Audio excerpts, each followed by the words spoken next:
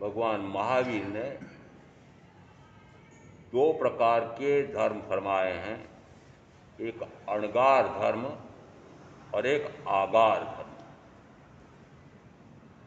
सही है क्या?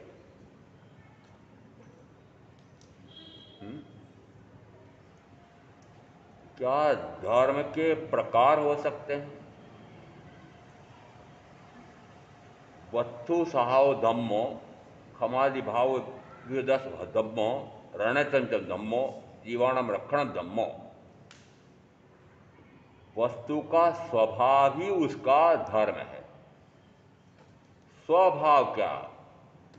कि मिश्री व मिठास उसका स्वभाव है, मिर्ची का चरकास उसका स्वभाव है, नमक का खारास उसका स्वभाव है, अग्नि का स्वभाव उष्णता उसका स्वभाव है, पानी की शीतलता उसका स्वभाव है।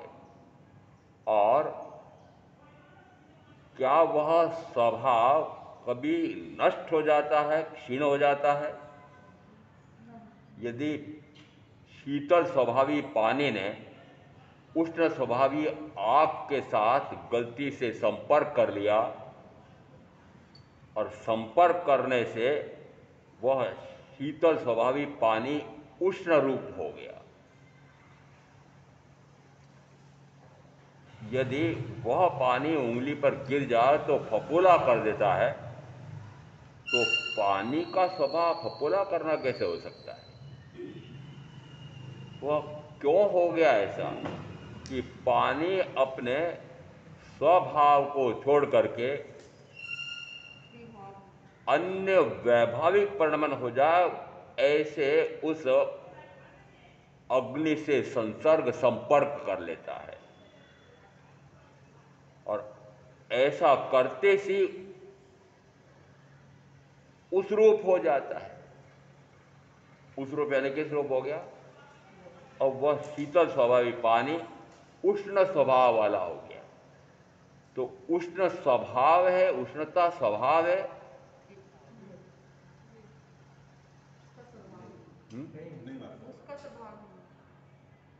यदि कोई गाली दे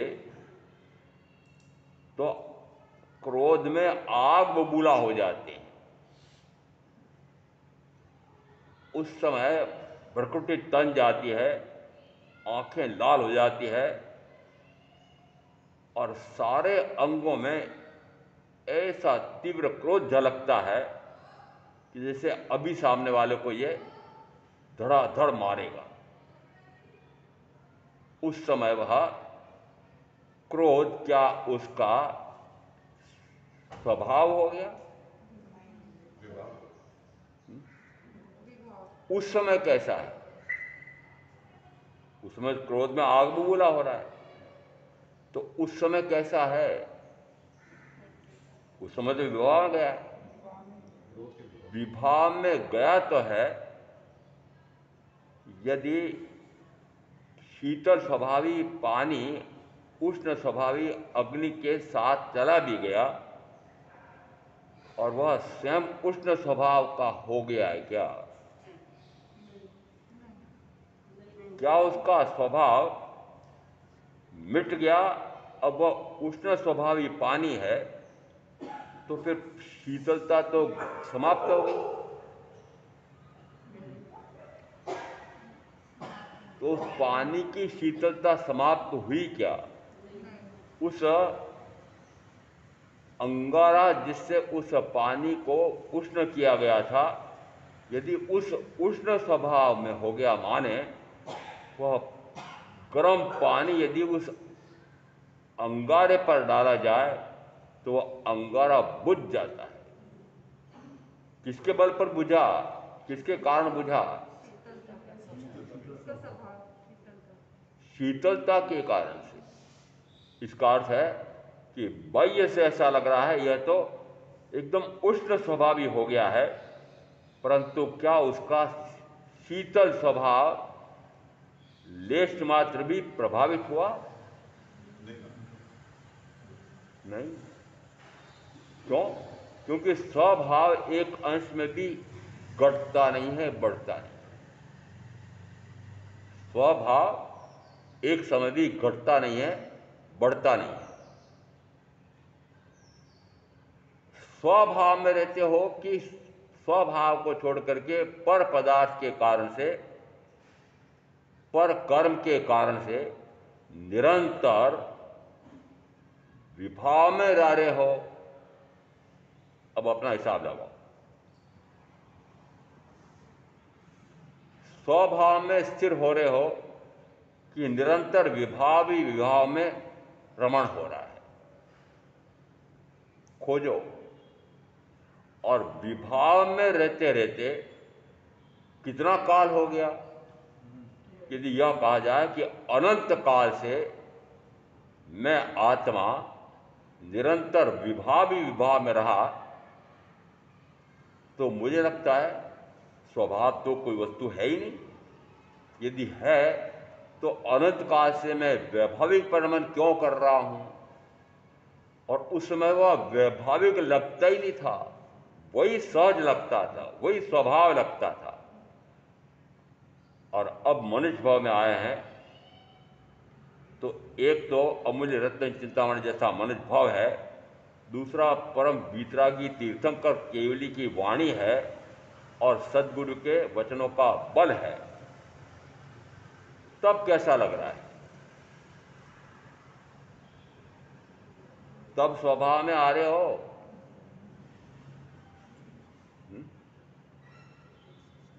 वीतरागता स्वभाव है कि विभाव है? स्वभाव है। तो स्वभाव में रहते हो कि राग देश मोहादि विभाव में रहते हो?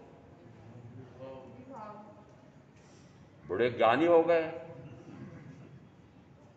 बड़े ज्ञानी हो गए कि महाराज मैं तो सिद्ध स्वरूपी, शुद्ध स्वरूपी, स्वभाव स्वरूपी, मैं तो मात्र अपने स्वभाव में रह सकता हूं। मैं तो मात्र अपने ज्ञाता भाव में, दृष्टा भाव में रह सकता हूं।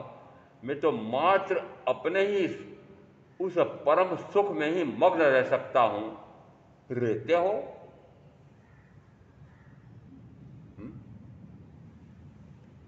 जान तो लिया। क्या जान लिया? ये स्वभाव है, यह विभाव है। और यदि यह भी कहूं कि यह भी जान लिया कि विभाव में रहते रहते अनंत काल हो गया और अनंत जन्मन का अनंत दुख पाया, यह भी सुन लिया। कितनी बार सुन लिया? और इस चतुर्मास में भी इतने दिन से सुन रहे हैं, और पहले न जाने कितनी बार सुन चुके हैं। कितनी बार सुन चुके? गिनती नहीं। सुना? अब मैं पूछ रहा हूं सुना क्या? और कोई कहे सुना तो था, तो मैंने कहा शब्द रूप सुना कि भाव रूप सुना?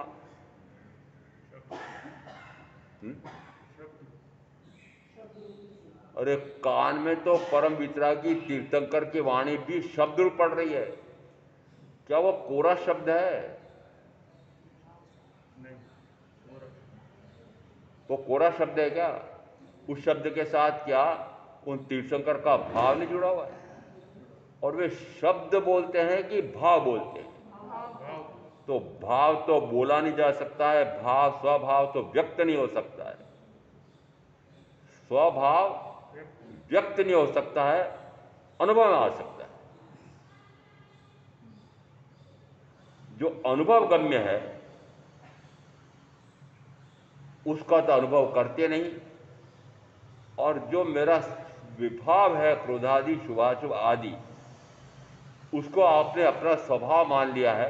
वो स्वभाव मानने का कारण क्या हुआ?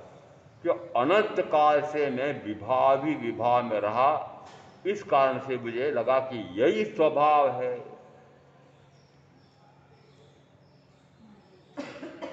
अब समझना चाहते हैं क्या? और मान लो आज समझ में आ जाए कि विभाव में जाने से अनंत कर्म का बंद होता है और अनंत जन्मों का अनंत दुख होता है, और ऐसा मुझे अनंत दुख पाते पाते अनंत काल हो गया है। तो अब समझना चाहते हो?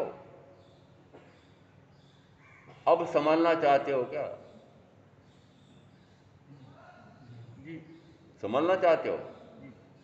तो फिर विभाव के निमित्त कारणों से परे हटे बिना स्वभाव में आ सकता है? नहीं, हुँ? किसकी दास्ता है?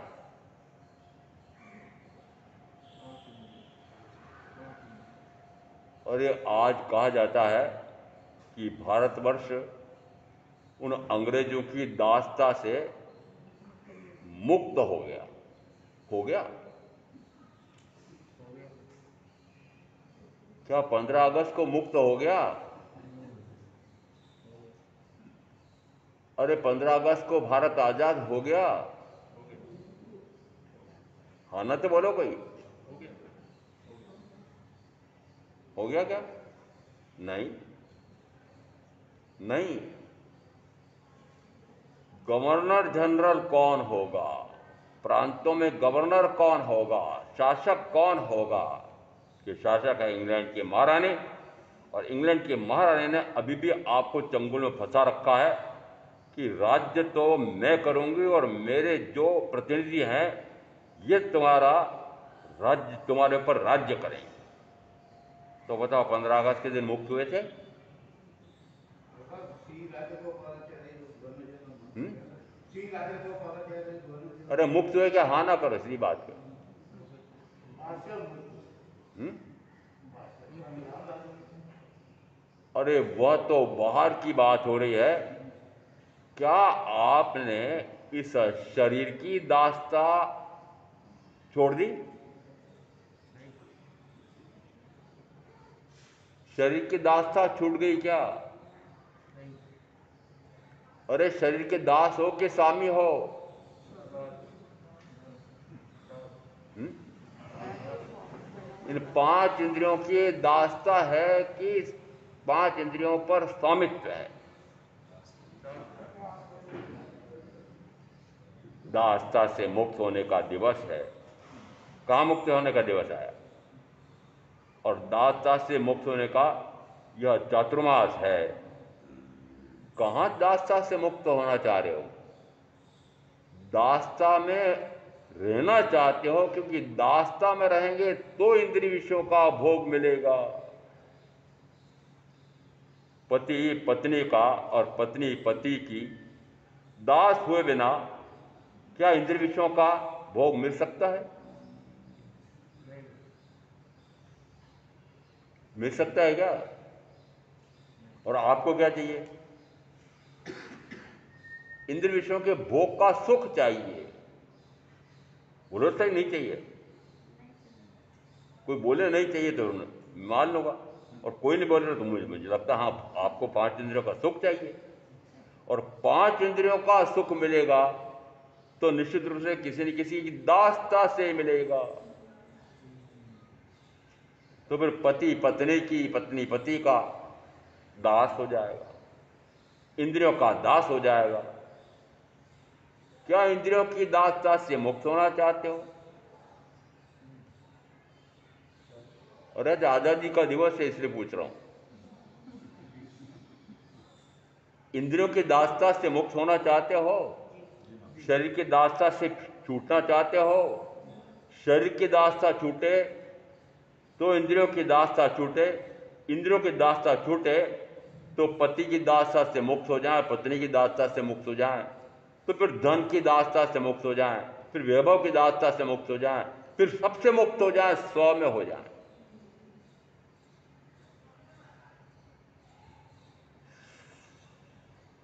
स्व में मुक्त होने का भाव ऐसा है क्या कि स्व में ही निरंतर रमण करूं, मात्र मैं अपने आप के ज्ञान गुण से अपने आप को ही जानूं, शरीर आदि को जानो नहीं, शरीर आदि को जानूं तो पराया जानूं। तो अब पहले बताओ अपना कौन और पराया कौन? आपके संसारियों को पूछ रहा हूं, संसारियों को, कि अपना कौन और पराया कौन? आपके जितने भी संबंध हैं, जिन जिन ने जिस जिस प्रकार के पारिवारिक, दाम्पत्यिक, पारिवारिक, सामाजिक संबंध बना रखे हैं, वो सारे संबंध कौन से हैं? हुँ? वो सारे संबंध कौन से हैं? दास्ता के। एक दूसरा का, दूसरा पहले का दास हो रहा है। और दास्ता से मुक्ति का दिवस है, तो आज दास्ता से मुक्त हो जाएंगे क्या?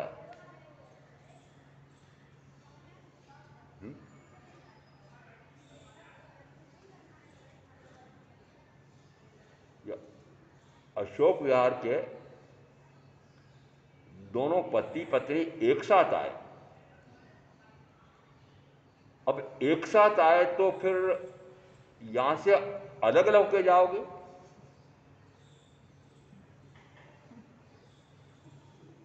बोलो ना, बताओ। अरे ये तो मुझे पता है कि दोनों एक दूसरे की दास्ता में बंधे हुए फंदे हुए आए हो, और अब मैंने कहा कि फंदा है, इसी के कारण से अनंत चतुर्गति का जन्म मरण का अनंत दुख है। महाराज उस दुख की मुझे चिंता नहीं है, मुझे वर्तमान के सुख न चला जाए उसकी चिंता है। और वर्तमान का सुख कौन सा? कि पति से पत्नी को, पत्नी से पति को, पांचों इंद्रियों का सुख, वो छोड़ना चाहते हो? नहीं, गर्दनें हिल रही है। और मैंने कहा छोड़ना चाहते हो, तो कोई बोला कि नहीं चाहते, कोई बोला कि हाँ छूटना चाहता हूं। मैं इन इंद्रिय विषयों की दास्ता से छूटना चाहता हूं, वो मुक्त हो जाएगा जहां चाह मारा। इसका अर्थ है कि अभी इन इंद्रिय विषयों की दास्ता से मुक्ति नहीं है, तो फिर इंद्रिय विषयों का सुख जिससे मिलता है उससे दास्ता कैसे छूटेगी? शरीर सुख चाहिए, इंद्रिय सुख चाहिए, धन सुख चाहिए, वैभव सुख चाहिए, संपदा सुख चाहिए, बाहर में न जाने कितनी चाहिए चाहिए चाहिए। अंत है इच्छाओं का। क्या क्या चाहिए गिनती लगाना, कभी कभी एकांत में बैठ करके चिंतन करना कि मुझे क्या क्या चाहिए। कभी सोचा कि मुझे क्या क्या चाहिए? और कभी एकांत में बैठकर सोचो कि क्या क्या चाहिए, तो क्या क्या चाहिए का अंत ही नहीं आएगा। आएगा? क्यों कहा तीर्थंकर महावीर ने, इच्छाओं अगाध समान अनंतिया, कि इच्छाएं आकाश के समान अनंत है। आकाश का कहीं अंत नहीं है। लोकाकाश का तो अंत है, परंतु आकाश का अंत नहीं है। इस लोक में जो आकाश है उसको नाम दिया लोकाकाश। तो लोकाकाश की तो परिधि है, परंतु आकाश की परिधि है? आकाश कितना है? अनंत है। तो जैसे आकाश अनंत है, वैसे आपकी इच्छाएं, कामनाएं, वासनाएं, तृष्णाएं, भोगेच्छा, ये कितनी है? अंत ही नहीं आ रहा है, अंत ही नहीं आ रहा है। और इन इच्छाओं, कामनाओं, वासना आदि का तो अंत नहीं आ रहा है, और आयुष्काल का अंत आ जाएगा। तब क्या साथ लेके जाओगे? वो अनंत इच्छाएं जो बाकी रह गई है उनकी पूर्ति करने के लिए वापस ऐसा भाव मिले कि वापस मेरी वो सारी इच्छाएं, वे सारी पांच इंद्रियों की भोगों की भोगेच्छा, वो मुझे वापस प्राप्त होगी? होगी क्या? यदि अभी तृष्णातुर होकर के, भोगातुर होकर के, आतुर यानी उसी में निमग्न, तो अभी भोगातुर होते होते, कामातुर होते होते यदि इस भाव का आयुष्काल व्यतीत हो गया, तो बताओ गति कौन सी होगी?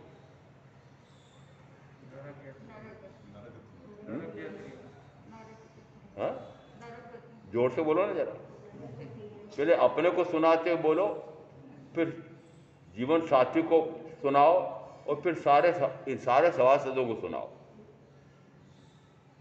पहले अपने को सुनाओ कि क्या मैं दास्ता से मुक्त होना चाहता हूं? चाहते हो मत बोलना, आत्मा श्रीलिंग पुल्लिंग नहीं होती है। तो क्या मैं स्वात्म स्वरूप को प्रकट करके मात्र अपने गुणों पर ही आधिपत्य कर सकता हूं, अपने स्वभाव में ही रह सकता हूं, विभाव में एक क्षण में नहीं जा सकता, एक समय के लिए मैं विभाव में नहीं जा सकता।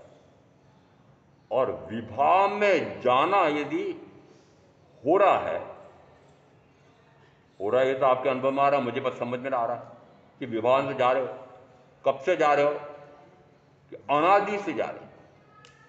अनंत काल से विभा भी विभा में परिणमन हुआ है। प्रत्येक गुण का, प्रत्येक यानी कितने से गुण हैं? कुल मिला के 4 गुण हैं, ज्ञान, दर्शन, सुख, वीर्य।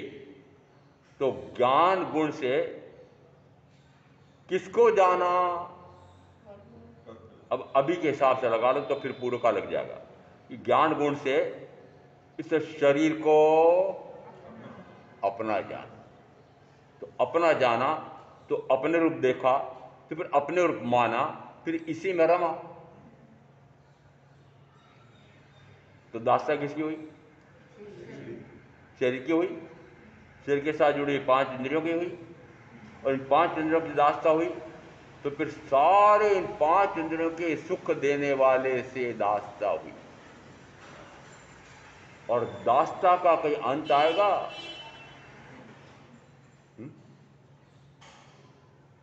भारत आजाद हो गया है। 1 नहीं, 2 नहीं, 10 नहीं, 100 नहीं, ऐसे असंख्य ऐसी प्रतिभाएं हैं कि जिनका पलायन भारत से बाहर हो गया। मुझे कहते हैं, महाराज आप ये बात बोल मत देना, आप बोलोगे तो आपकी बोटी बोटी काट देंगे लोग। मैंने कहा कौन सी बात? कौन सी बात? कि जब से आरक्षण पद्धति लागू हुई,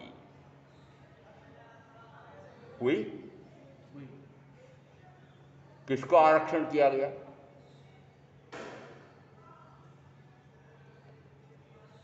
आरक्षण किसको दिया गया?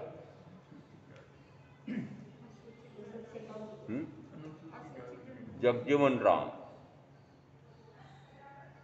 उनका वास्तविक स्वरूप मैं बता सकता हूं कि मनुष्य के शहरों में एक टट्टी जाने के लिए एक टट्टी घर में नीचे एक डब्बा पड़ा रहता था पतरे का।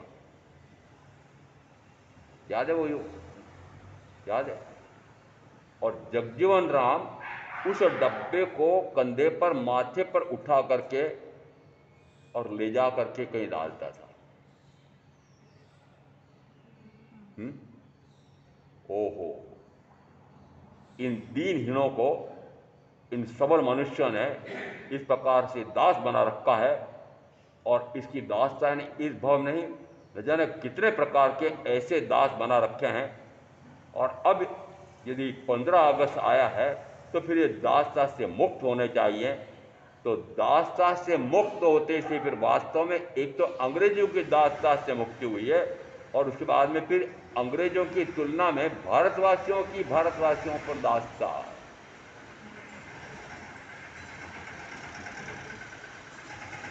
भारत में जो मनुष्य हैं वे सारे स्वतंत्र हैं। स्वतंत्र है क्या? कौन स्वतंत्र हो? आप जिस समय अपने में रहना चाहते हो उस समय वो जीवन साथी आपको अपने में रहने देगी? संजय भाई बताओ ना। मैं तो अपने स्वभाव में रहना चाहता हूं, बता रहने देगी? अरे जीवन साथी को पूछो, आप रहने देगी? मेरे को नहीं देगी। क्यों? वो तो दाम्पत्य संबंध बिखर जाएगा, और आपको दाम्पत्य संबंध से एक दूसरे की दासता से मुक्त होना ही नहीं। होना है? अरे पूछ रहा हूं, साफ साफ पूछ रहा हूं, होना है क्या? होना है क्या मनोज भाई? मनुष्य मनुष्य बनाए, मनु, और उस मनुष्य जो जन्म लेता है वो मनुष्य, इनका नाम ये है। इनका जगदम्बा पता नहीं क्या नाम है। मल्लिका। पता मल्लिका क्या होता है? नहीं पता क्या? किसी बादशाह की अंकशायनी, अरे पोले तो खोलनी पड़ेगी मुझे, किसी बादशाह की अंकशायनी मल्लिका होती। अब आप सारे भाइयों को पूछ रहा हूं, ऐसी मल्लिकाएं आपके साथ जुड़ी हुई हैं, और मल्लिकाओं से पूछ रहा हूं इस प्रकार के ऐसे बादशाह आपसे जुड़े हुए हैं। टूटना चाहते हो, छूटना चाहते हो?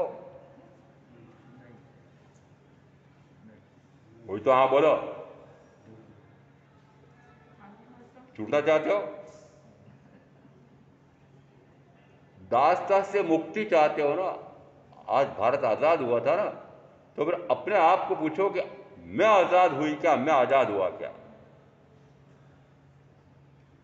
कहते हैं जी भारत आजाद हुआ है तो भारत का प्रत्येक नागरिक आजाद हुआ है। हुआ? हुआ?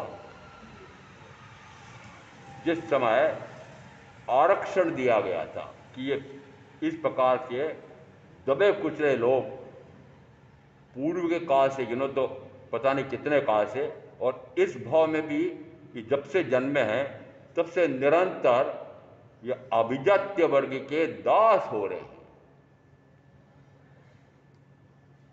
अभिजात्य वर्ग में कौन सा आता है? अभिजात्य वर्ग में कौन से आते हैं? क्षत्रिय, ब्राह्मण।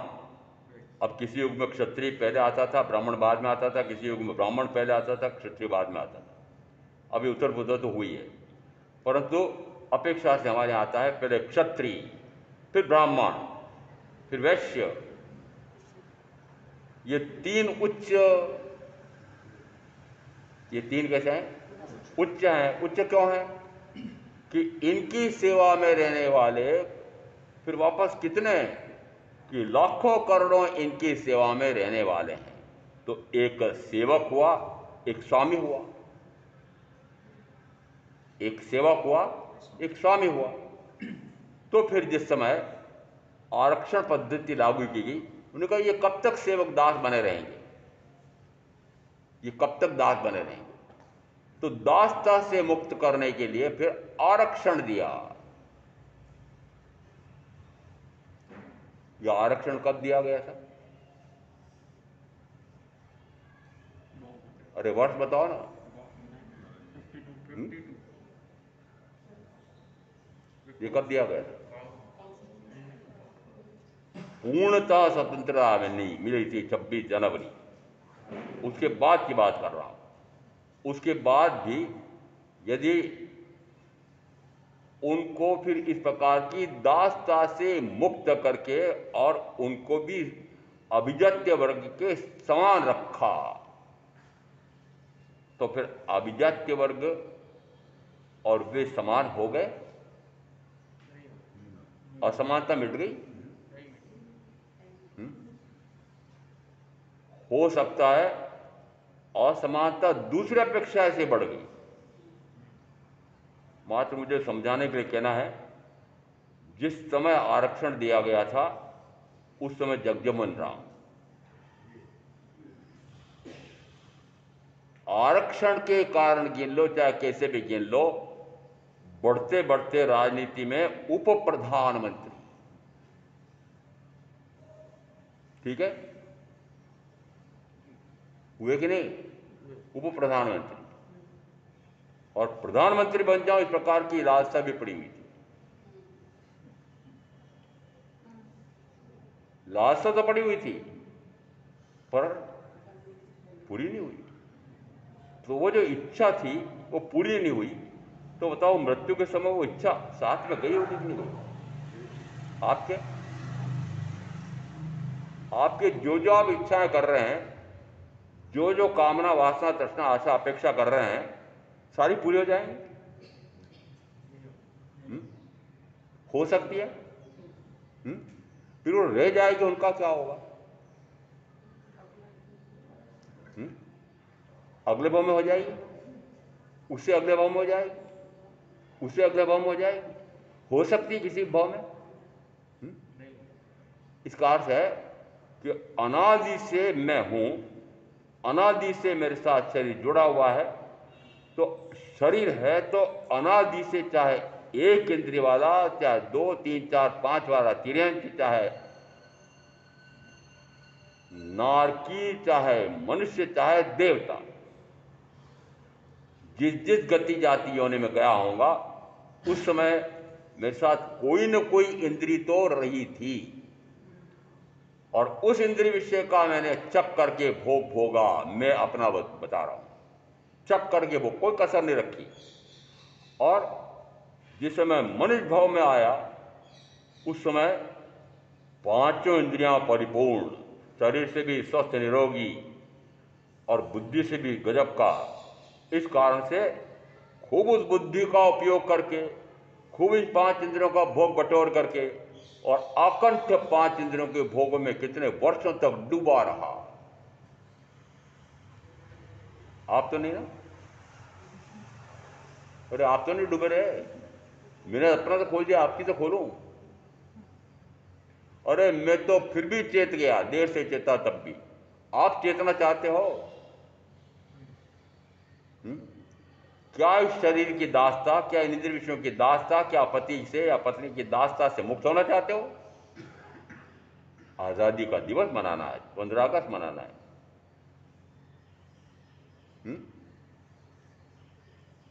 एक काल ऐसा था, यदि लाल किले पर कोई दुस्साहसी जाकर के चुपचाप तिरंगा फहरा देता तो फांसी। क्या फांसी? तो बताओ, उस लाल किले पर तिरंगा फहराने वाले को फांसी, और आज आज क्या हुआ? आज क्या हो रहा लाल किले पर?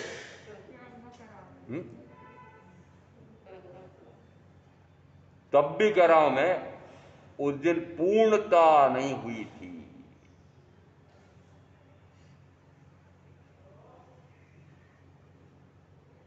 एक कानून बना,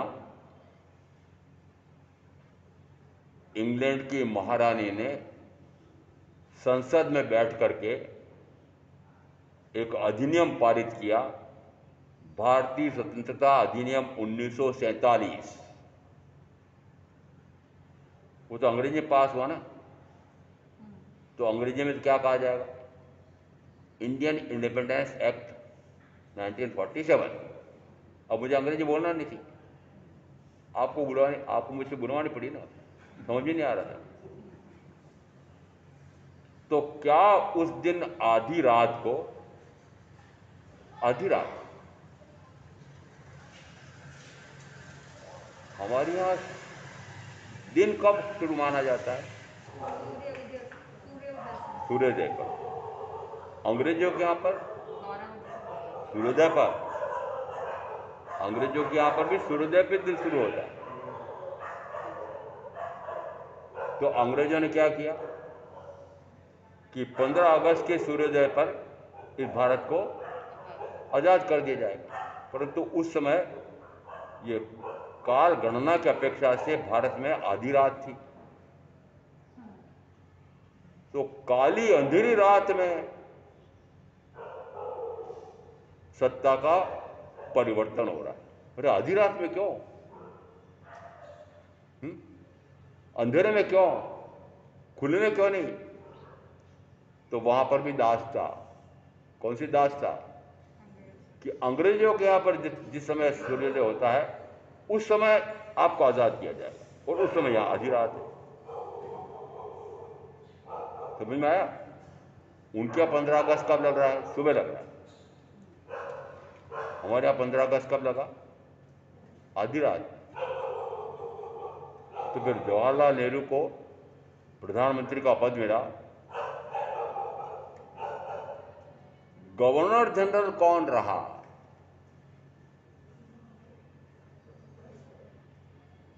अरे थोड़ा बहुत इतिहास में जानते होगे। अरे जो भी रहा हो, पहले अंग्रेज रहा होगा, बाद में फिर भारतीय हो गया होगा, परंतु फिर भी नियुक्ति कौन करता था? उस गवर्नर की नियुक्ति महारानी।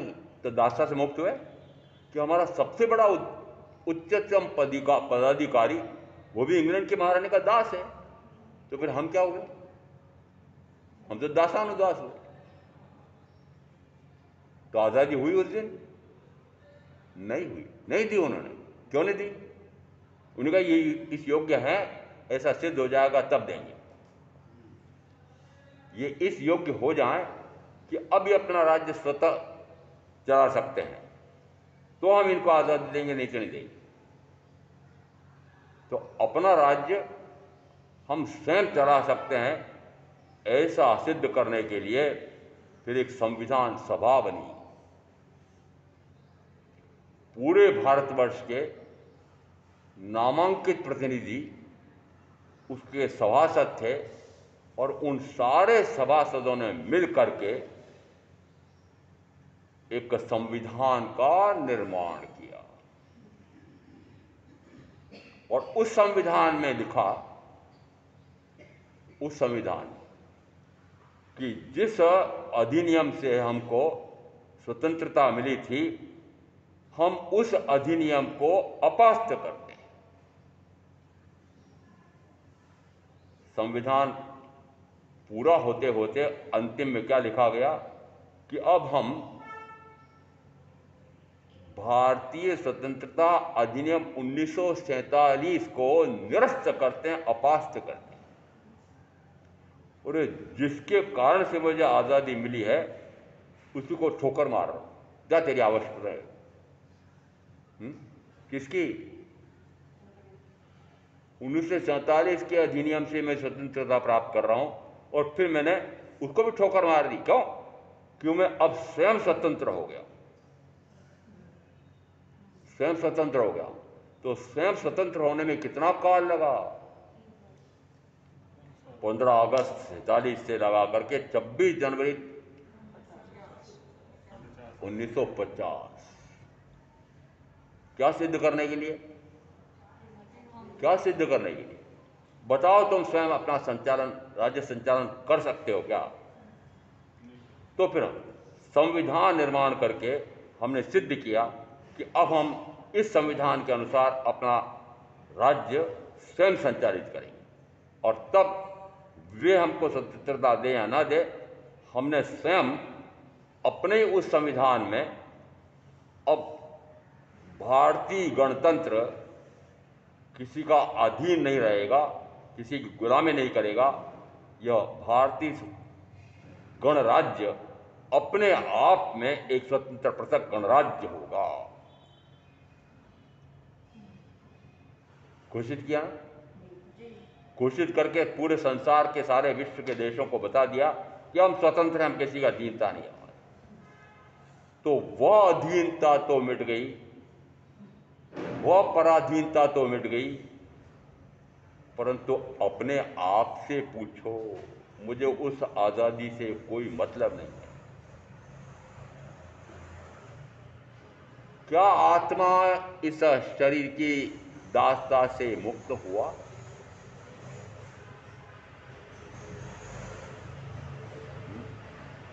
तो फिर कौन सी आजादी मिली? दास तो हो, किसके दास हो? शरीर के दास हो, तो दासता तो रहेगी। क्या शरीर की दासता मिटाना चाहते हो? शरीर की दासता मिटे तो आत्मा आत्मा का स्वामी हो जाए। और शरीर की दासता इसलिए नहीं मिटाना चाहते हो कि शरीर के साथ जुड़ी हुई 5 इंद्रियां, तो शरीर सुख, इंद्रिय सुख, भोग सुख, इनकी प्राप्ति के लिए आपने फिर न जाने कितनों की दासता, प्रथमतः पति ने पत्नी की और पत्नी ने पति की दासता कर रखी। तो कहां दासता से मुक्त हुए हो? अच्छा, अब पूछो, दासता से ये वही नई दासता से मुक्त होना चाहते हो? अरे बोलो ना भाई, कोई ना कोई। भाइयों से पहले पूछ रहा हूं, पतियों से। जो पति हैं उनसे पूछ रहा हूं कि पत्नी की दासता से मुक्त होना चाहते हो? अरे दासो बोलो ना। क्या? नहीं महाराज, जो पत्नी जैसा नचाती मुझे नाचना पड़ता है। लो, किसके संकेत पे चल रहे हैं? किसके इशारे से चलते हो? मेरे संकेत से चलते हो? किसके संकेत में चल रहे हो? पत्नी के संकेत में? पति के संकेत में? हाँ, पति के इशारे से चल रहे हैं, पत्नी के इशारे से चल रहे हैं। तो फिर महावीर का संकेत, महावीर का इशारा कहां है? जब तक इनकी परस्पर दासता कर रखी है तब तक महावीर के अनुसार दासता से मुक्ति नहीं होती। तो महावीर कौन सी दासता मिटाना चाह रहे हैं? महावीर दासता मिटाना चाह रहे हैं, इस शरीर की दासता से मुक्त हो जाओ।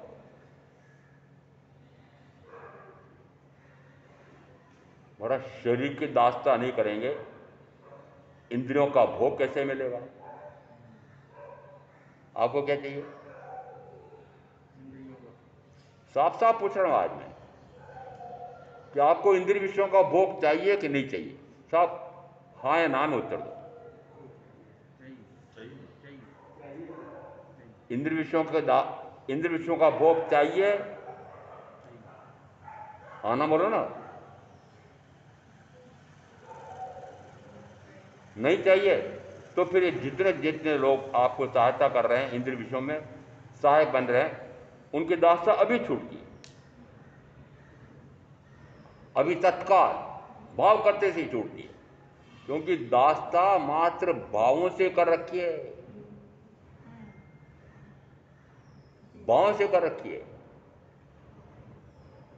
तो भावों से मुक्ति और भावों से बंद, भाव से ही बंद है और भाव से ही मुक्ति है। तो भाव से आपने कर्म का आश्रय बंद किया है, तो भाव से कर्म का संवर निर्जरा भी हो सकती है। तो मत किसका हुआ कि अपने विभाव भाव से मैं इन शरीर का, इंद्रियों का, इसके कारण से फिर बाहर में पति या पत्नी का या न जाने कितनों का है ना, गिनती नहीं है फिर कितनों की दासता आ जाती है। गिनती है कि कितनों की दासता करना पड़ रही है। इसका अर्थ है कि यदि शरीर की दासता है, इंद्रियों विषयों की दासता है, तो न जाने कितनों का दास बनना पड़ता है। अभी मैंने उल्लेख किया था कि जिस समय आरक्षण दिया गया था उस समय ये सवर्ण में कौन कौन गिने जाते हैं? ब्राह्मण, क्षत्रिय, वैश्य, और फिर आगे कौन सा बचा? शूद्र। राज किसका हुआ?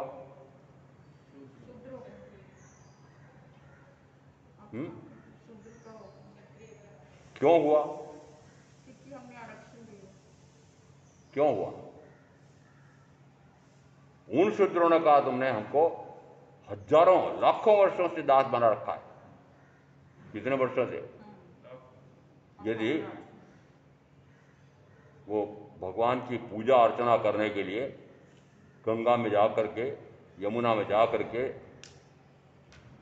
शुद्ध जल से स्नान करके आया है और इधर कोई इस प्रकार से झाड़ू लगाने वाला भंगी, मल मूत्र साफ करने वाला भंगी, उसकी छाया पड़ गई, स्पर्श नहीं हुआ है, छाया पड़ गई, तो वापस वह ब्राह्मण फिर से गंगा में नहाने जाता है। तो अब कितना उनके प्रति, कैसा भाव उनके प्रति है? और वह जो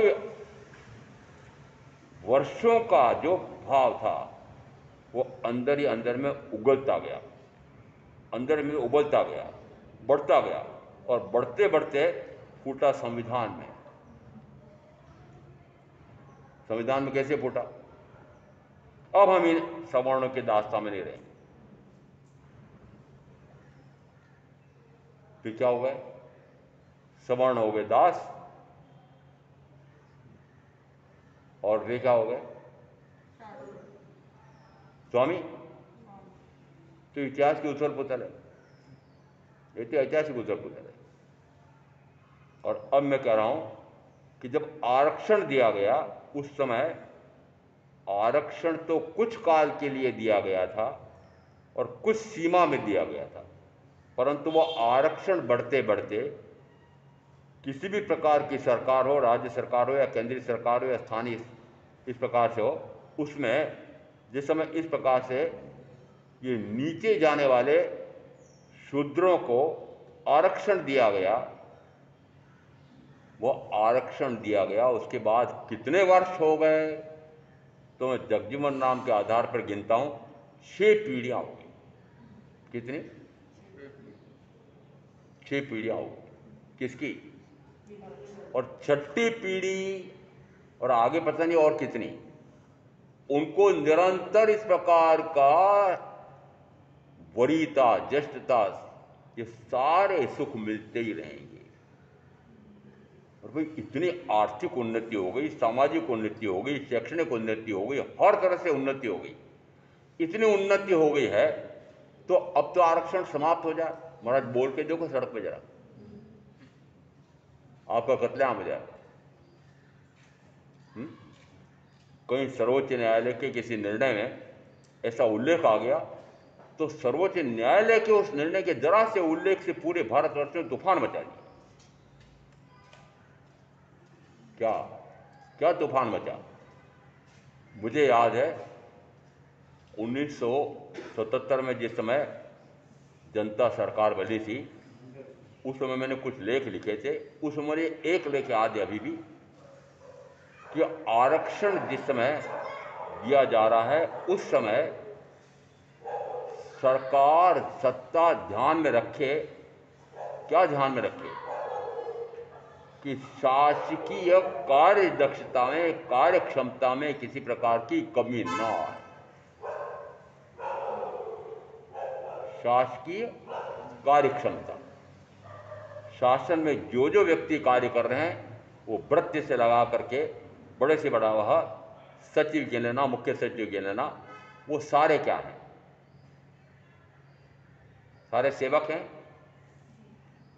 लिखा जाता था पहले भी, पहले क्या लिखा जाता था? Government servant. क्या है? सरकार के सेवक हैं। अब सरकार किसकी है? सार्वभौम सत्ता जनता की है, तो वो जनता के सेवक हैं। गायों की पकड़ दकड़ के संदर्भ में हमारा एक गोरक्षकों का दल जिलाधीश से मिलने गया। बैठक की जगह कि उन्हीं के उस भव्य कमरे के बाहर हमारी बैठक व्यवस्था थी। मैं अंदर जाते ही मैंने कहा, आप ये कहते हैं कि मैं तो जनता का दास हूँ और आप जनमानस, ये आप स्वामी हो। तो मैंने कहा, हम स्वामी, ये तो बाहर आपके उस वातानुकूलित यंत्र में से निकली हुई गरम गरम लपटें हैं। मैंने कहा, हम तो उस लपटे में बैठे हैं, स्वामी तो लपटे में बैठे हैं और दास ये जिलाधीश को स्वयं कह दिया है। लोग तो डरते हैं, डरते हैं। जिलाधीश ओ बहुत बड़ा तोप है। और होगा होगा। दास किसका है? तो वो कहे, मैं आपका दास नहीं हूं। मैंने कहा, किसके हो? मैं सरकार का दास हूं। मैंने कहा, सरकार किसकी बनी हुई? मेरी। तो मेरे दास हुए कि नहीं हुए? मैंने कहा, दास और स्वामी तुलना कर लो कि दास तो ऐसी ठंडी बयार में बैठा हुआ है और स्वामी उन लपटों में बैठा हुआ है। एक बार ऐसी स्थिति हो गई कि मैं जैसे गया किसी अधिकारी से मिलने के लिए और मिलने में बात करना है उनको, तो उन्होंने सिगरेट निकाली, जला कर के धुआं निकालने लगे। मैंने उसके मुंह से सिगरेट फेंक निकाल दी। मैंने कहा कि सिगरेट पीने का स्थान यह है? प्रदूषण फैला रहे हो कमरे में जहां मैं बैठा हूं आकर के, क्या कर रहे हो? तो उस समय भी कितने लड़ बढ़ता था, क्यों? कारण बताओ, इसका कारण बताओ। मेवाड़ का जन्म।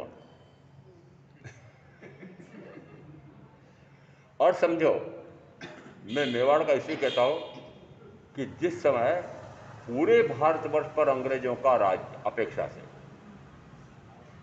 उस समय भी मेवाड़ के महाराणा ने अंग्रेजों की दासता स्वीकार नहीं की,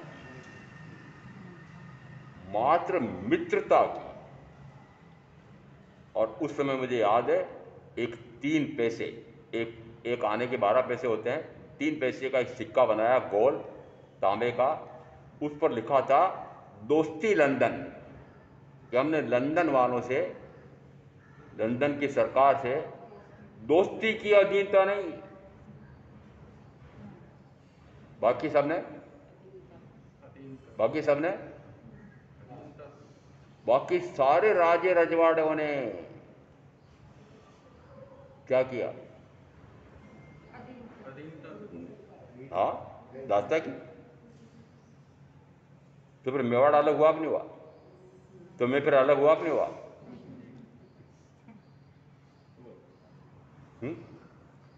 और ये बीच में बार की दास्ता भी सहन नहीं कर सकता, तो शरीर की दास्ता सहन कर सकता हूं क्या?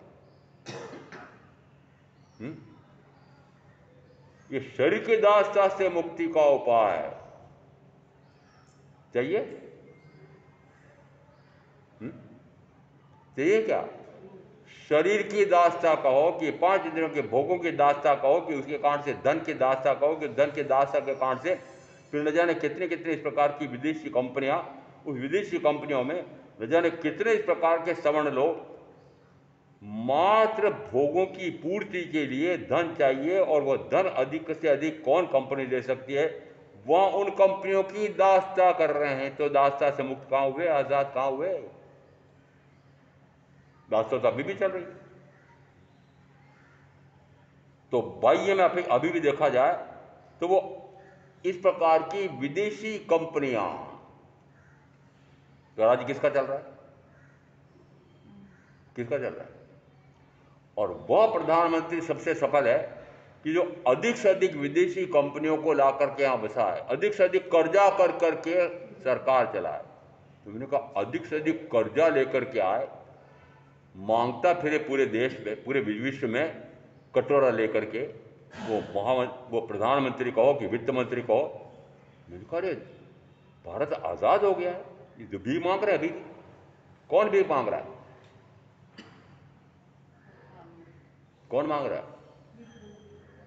प्रधानमंत्री, वित्त मंत्री कहां भीख मांग रहा है? किससे भीख मांग रहा है? वो किसके लिए मांग रहा है? ये सारे भिखारियों के लिए। आप सारे क्या हैं? स्वामियों को भिखारी हो। अरे आपकी सुख सुविधा के लिए वो भिखारी मांग रहा है, बड़ा भिखारी। तो आप भी भिखारी हुए ना। तो भिखारी पर छोड़ना चाहते हो क्या? इन 5 इंद्रियों की दास्ता से मुक्त होना चाहते हो क्या? मुझे तो उस दास्ता से मुक्त करना, कि जब तक 5 इंद्रियों की दास्ता पलेगी, तब तक निरंतर परिवार की दास्ता, फिर परिवार की दास्ता के कारण से कर्म की दास्ता, और कर्म के दास्ता के कारण निरंतर अनंत चतुर्युगी का परिभ्रमण। तो मानो कि अनंत चतुर्युगी का परिभ्रमण क्यों हो रहा है? कि इस शरीर की या इंद्रियों की दास्ता से मुक्त नहीं हो पा रहा हूं। तो यदि इनकी दास्ता से मुक्त हो जाऊं, तो मैं फिर विभाव से हट करके स्वभाव में आ जाऊं, और विभाव में रहते रहते मुझे अनंत काल हो गया, और इसी के कारण से निरंतर अनंत काल से जन्म मरण, जन्म मरण, जन्म मरण, शुभ से पुण्य, अशुभ से पाप, और निरंतर शुभ गति, मनुष्य गति, देव गति, अशुभ गति, तिरज गति, नरक गति। तो इस प्रकार के शुभाशुभ भावों के कारण से निरंतर मैं चारों गतियों में भटकता रहा हूं। तो फिर अब मुक्त कैसे होऊं कि स्वभाव में आ जाऊं? तो स्वभाव में आने के लिए क्या करूं? कि विभाव से हटना ही स्वभाव में आना है, स्वभाव में आना ही विभाव से हटना है। और स्वभाव क्या है? अपने आप के ज्ञान गुण से अपने आप को जानना, अपने आप के दर्शन गुण से अपने आप को देखना, अपने आप के स्वयं के ही सुख में निमग्न रहना, पांच इंद्रियों के माध्यम से मिलने वाले जौहर का वमन करके, परे हट करके, और अपना उपयोग अपने आप पर स्थिर करना। उस समय में इन चारों घाती कर्मों का क्षय कर देता हूँ। क्षय हो जाता है, करना नहीं है, ये क्षय हो जाता है। और यदि कर्मों की दासता से मुक्त हुआ तो फिर आत्मा का स्वातंत्र प्रकट हुआ। ऐसा तत्व का शुरू समझ करके जो जो आत्मा का स्वातंत्र प्रकट करेंगे उनका यह मनुष्य भाव सफल होगा। ओम शांति।